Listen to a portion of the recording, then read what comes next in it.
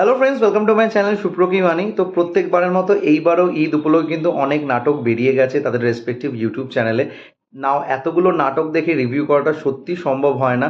তবে তোমরা একটা কাজ করতে পারো, আমাকে কমেন্ট করে জানাতে পারো যে কোন নাটকটা তোমাদের ভালো লেগেছে।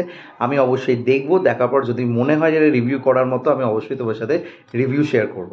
তো আজ যে নাটকটা দিয়ে আমি এই ঈদটা শুরু করলাম তার নাম হলো তখন যখন, যেটা গতকাল কিন্তু পডকাস্ট হয়ে গেছে সিএমভির অফিসিয়াল ইউটিউব চ্যানেলে।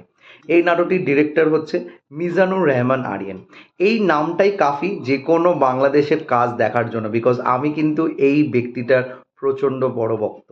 তো এখানে কাস্টিংয়ে আছে ফারহান আহমদ জোবান, সাদিয়া আয়মান, নাজনীন নিহা সহ আরও অনেকে।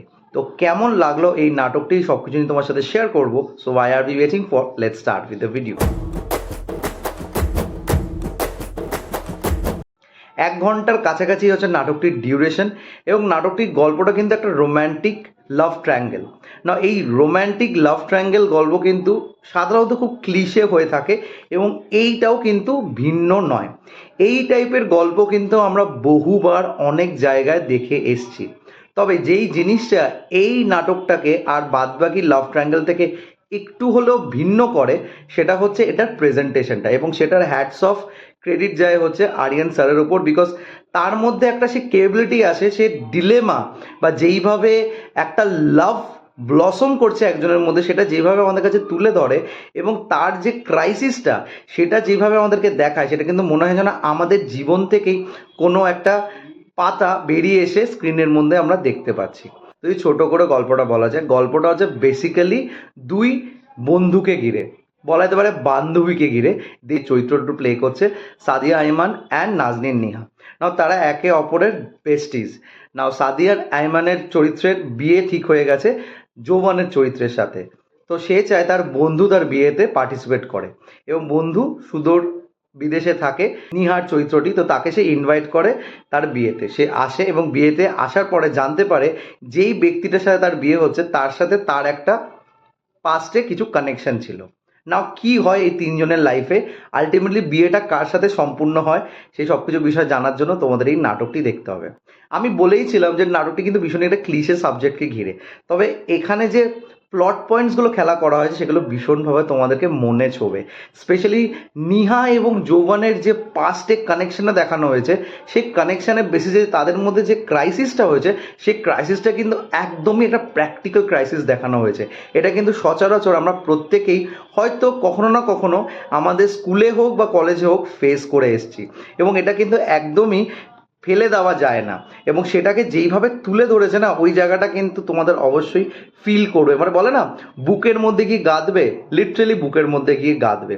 এবং আরেকটা জিনিস যেটা সচরাচর কাউকে করতে দেখা যায় না, যদি কেউ করে থাকে তাহলে তারা মন থেকে অনেকটাই বড়। তবে এখানে একটা ক্যাচ আছে, সেই মন বড়টা সামনাসামনি আমাদেরকে অনেকে দেখায়, বাট পেছনে সে যে কতটা কষ্ট পায় সেটা একদম ক্লাইম্যাক্সে একটা কান্নার সিন দিয়ে তোমাদেরকে বুঝিয়ে দেবে। সেটা খুব সাইলেন্টভাবে সেই কান্নাটাকে দেখানো হয়েছে, তবে ওই সময় প্রচণ্ডভাবে খারাপ লাগবে সেই চরিত্রটার জন্য। আমি এখানে কারোর নাম বলবো না, বিকজ যদি নাম বলি না একটা টুইস্ট নষ্ট হয়ে যাবে, বা বলা যেতে পারে গল্পটা দেখার আনন্দটা চলে যাবে। তবে এইটুকুনি বলতে পারি, এই নাটকটা তোমাদের প্রচণ্ডভাবে মনে ধরবে।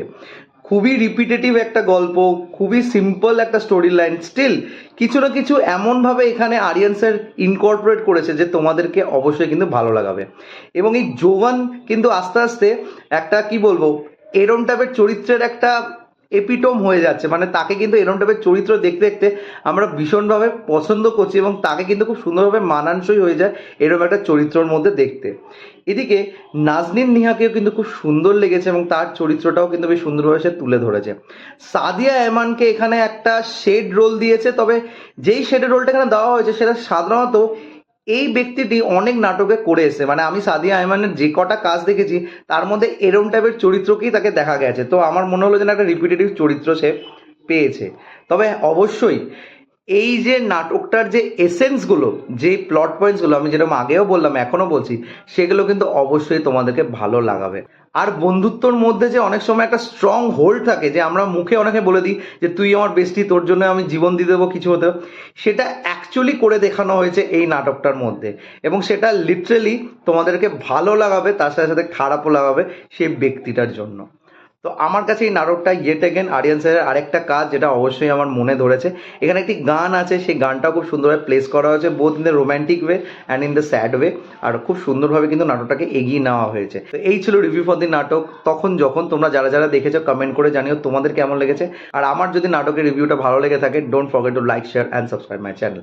Till then, stay tuned.